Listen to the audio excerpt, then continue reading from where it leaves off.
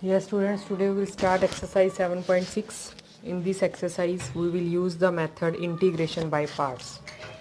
Let us suppose two functions u into v given to you.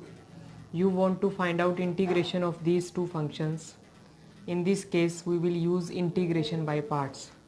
In case of derivative, if two functions are there in product, then we use product rule there, but now in integration we will use integration by parts. So see what is integration by parts. Integration of u into v, this is equals to u integration of v minus integration sign. Now in with integration, first term is derivative of u into integration of v, then whole integration. Listen again. Formula for integration by parts: integration of u into v, u as it is, integration of v minus integration sign with integration derivative of u into integration of v. In both parts we will take integration of v, but in first part u remains as it is, in second part derivative of u. Here it will remain as it is, but in second part again we will integrate it. So this is the formula for integration by parts. We will use this formula in 7.6 exercise. So now see first question of this exercise. In first question, statement is find the integration of x into sin x. And listen one more thing related to this formula. In this case you will learn this term isolate. Now see what is the meaning of this word here. I means inverse trigonometric function.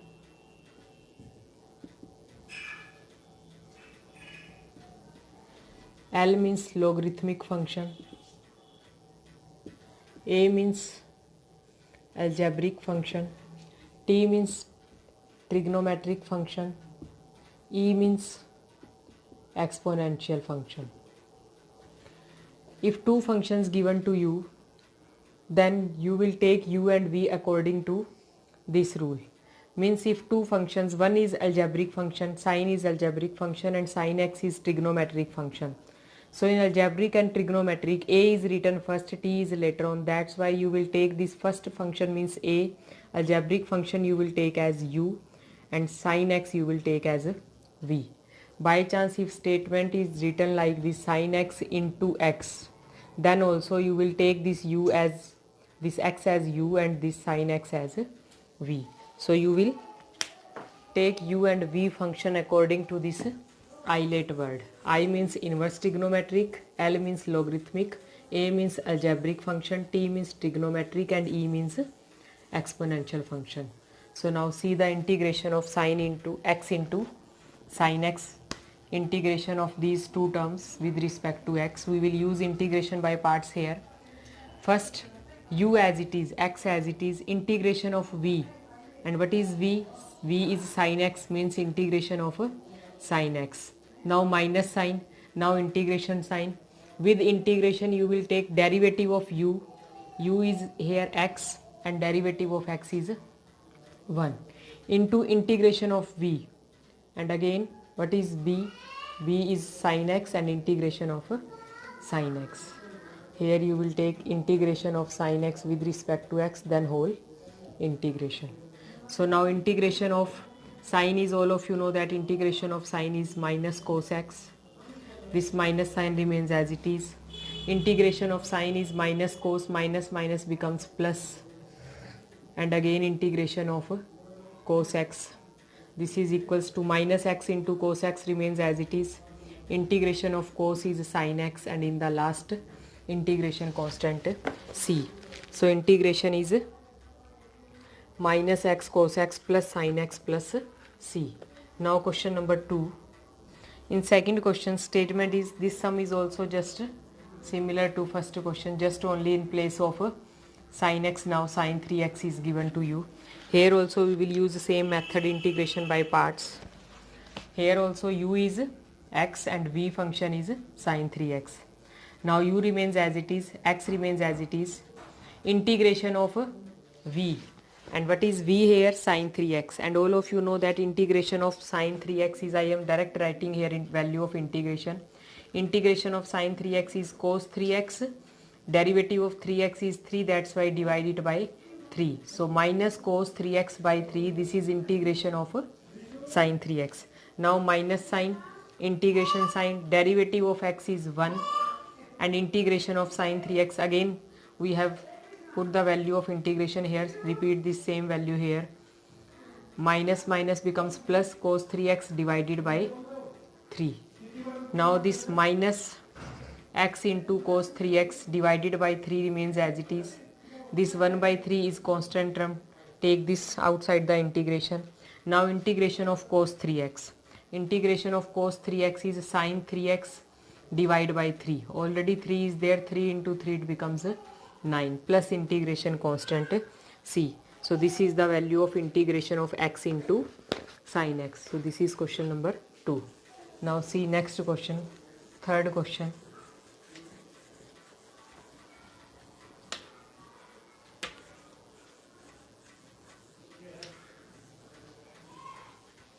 In question number 3, statement is integration of x square into e raised to power x. Here in the isolate word, e is written at the last. It means you will take always exponential function as a v. So x square is here u, e raised to power x is v. So here also in this sum we will use integration by parts. Firstly u remains as it is, integration of v, and what is v? E raised to power x, and all of you know that integration of e raised to power x is e raised to power x. Then minus sign, integration sign.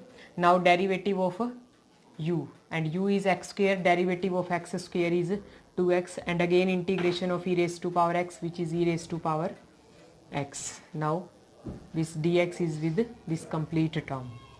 Now x square e raised to power x remains as it is. This 2 you can take outside the integration. Now integration of x into e raised to power x.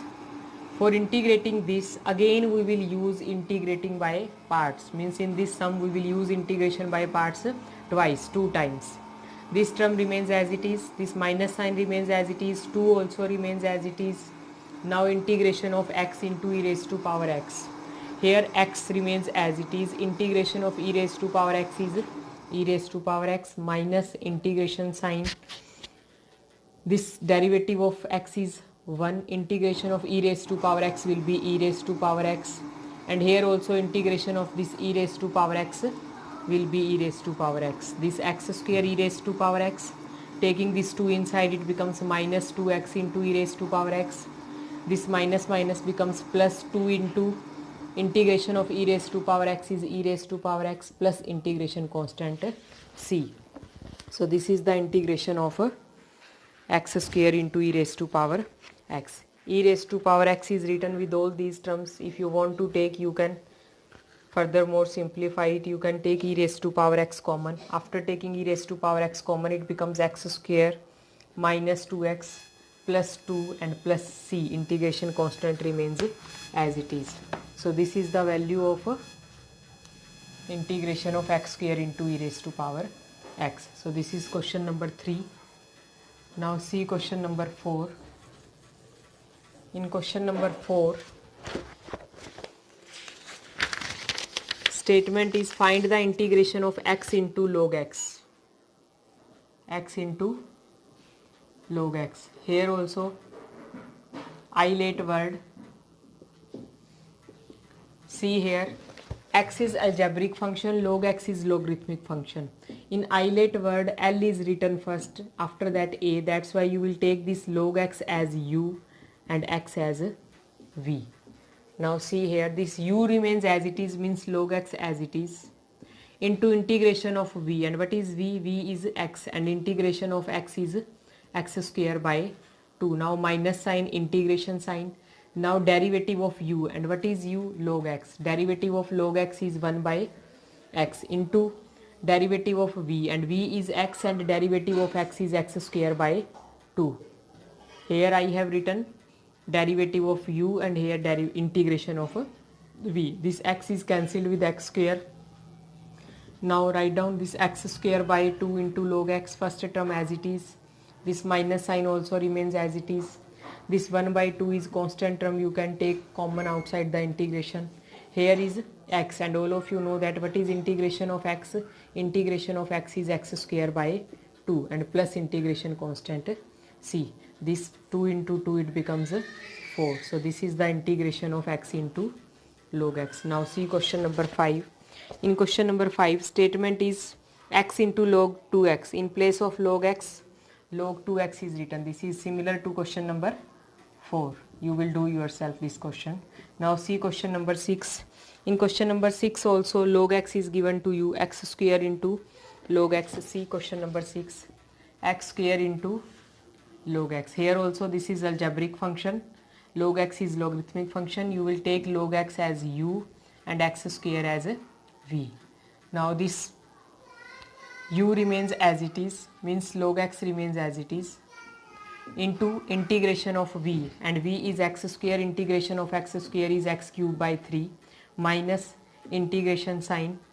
Now derivative of u, and u is log x, derivative of log x is 1 by x, integration of v is x cube by 3, then whole integration. This x is cancelled here, it becomes x square after cancelling this x. Now log x into x cube by 3, it remains as it is. You can take this 1 by 3 common outside the integration. Now integration of x square, and all of you know that what is integration of x square? X cube by 3 plus integration constant. See this 3 into 3 it can be written as a 9. So this is the answer in case of question number 6. Now see next question, question number 5. This is very simple formula, integration by parts. If you will use again and again in all these sums, automatically it will be learned to you. Just keep in mind this eyelet word also during this exercise. Now next question number 7. In question number 7, function is given to you x into sine inverse x. Now see here, x is algebraic function and sine inverse is inverse trigonometric function, and I is written at the first position. It means you will take sine inverse x as u and sine x as v. So first u remains as it is, means sine inverse x remains as it is. Then integration of v. What is v? V is x. Integration of x is x square by 2 minus integration sign. Now derivative of u, and all of you know that what is derivative of sine inverse x?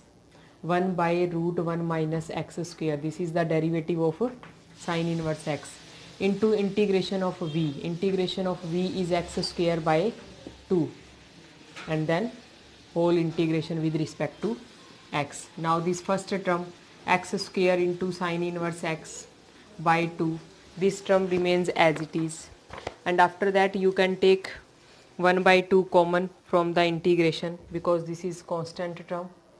Taking 1 by 2 common, then remaining term x square by root 1 minus x square. Here also you can take this minus sign inside. Now add and subtract 1 here, plus 1 and then minus 1. If you add and subtract same number, overall result will remain same. So now next see how we will find out integration of this step. This first term is complete already, it will remain as it is. Here this root 1 minus x square, write down it with 1 minus x square and separately with the minus 1 by root 1 minus x square. If you will write down it 1 minus x square divided by root 1 minus x square, and here 1 by root 1 minus x square, means this integration is breakdown into two parts. So 1 minus x square by root 1 minus x square, it can be written as root 1 minus x square, and second part is 1 by root 1 minus x square. So in the first part integration of 1 minus x square, here this 1 can be written as 1 square, and all of you know the formula of integration of root a square minus x square. So we will use this formula here. So write down this x square into sine inverse x by 2, it will remain as it is. This half also remains as it is. Now integration of this part, integration of this is equals to x by 2 into root a square minus x square, means 1 minus x square plus a square by 2, and what is a? A is 1. 1 square means 1. 1 by 2 into sine inverse x by a. X by a means x by 1. So this is the value of integration of this term. Minus 1 by root 1 minus x square. All of you know that this is the derivative of sine inverse x, 1 by root 1 minus x square. So integration of this term will be sine inverse x. So write down here sine inverse x plus integration constant c. So this is the integration of x into sine inverse x. Now see question number 8. In question number 8, in today's video I will explain up to question number 10. Now see question number 8. What is the statement? X into tangent inverse x. Here also first function is algebraic function, second is inverse trigonometric function. You will take tangent inverse x as u and x as v. So this question is just like as question number 7. So we will do this. Write down u as it is means tangent inverse x as it is. Integration of v, and v is x, integration of x is x square by 2. Now minus integration sign. Now with integration we will take derivative of u and integration of v. Now what is u? Tangent inverse x. And all of you know that derivative of tangent inverse x is 1 by 1 plus x square into integration of v. Integration of v is x square by 2. So this 2 is constant term, it can be written outside the integration. And here it is x square. This x square can be written as 1 or here minus 1, means we have add and subtract 1 here. Overall result will remain same. Now this first term tangent inverse x into x square by 2 remains as it is. And this integration is break down into two parts. 1 plus x square by 1 plus x square, it becomes 1 minus 1 by 1 plus x square. So all of you know that what is integration of 1? Integration of 1 is x. And what is integration of 1 by 1 plus x square? Integration of this part is tangent inverse x. So we will integrate this. This first term remains as it is, minus half remains as it is. Integration of 1 is x. Integration of 1 by 1 plus x square is tangent inverse x plus integration constant c. So this is question number 8. In question number 9 also, in place of tangent inverse x, cos inverse x is given to you. Again you will use the same method. Now see question number 10. Question number 10 is the last sum of today's video. From question number 11 we will do in next video. Now see question number 10. In question number 10, statement is find the integration of sine inverse x whole square. Integration of this. See here only single function is given to you, sine inverse x, and square of sine inverse x is given to you. Direct we will not use integration by parts here. Firstly you will put sine inverse x is equals to theta. If you are taking sine inverse x is equal to theta, then sine inverse comes on this side, you will get x is equal to sine theta. Now differentiating both side with respect to theta, it becomes dx is equals to derivative of sine x with sine theta with respect to theta. This is cos theta into d theta. This is done just like a substitution method. So now we will use this topic here. In place of sine inverse x, write down theta, it becomes theta square. In place of dx, write down cos theta into d theta. Now if you see here, it becomes two terms. This is u, this is v. This is algebraic function, this is trigonometric function, and in isolate word t is written after a. So you will take theta square as u and cos theta as v. After that you will use integration by parts. Now u remains as it is, theta square. Integration of v, all of you know that integration of cos theta with respect to theta is sine theta, minus sine, integration sine. Now derivative of u, derivative of theta square with respect to theta is 2 theta into integration of cos theta is sine theta and whole with respect to theta. 2 you can take outside the integration. Here on this term again we will use integrating by parts. This theta square into sine theta remains as it is. This 2 also remains as it is. Here if you use integrating by parts, taking theta as u and sine theta as a v, then u remains as it is. Integration of minus sine theta, it becomes, sine theta, it becomes minus cos theta.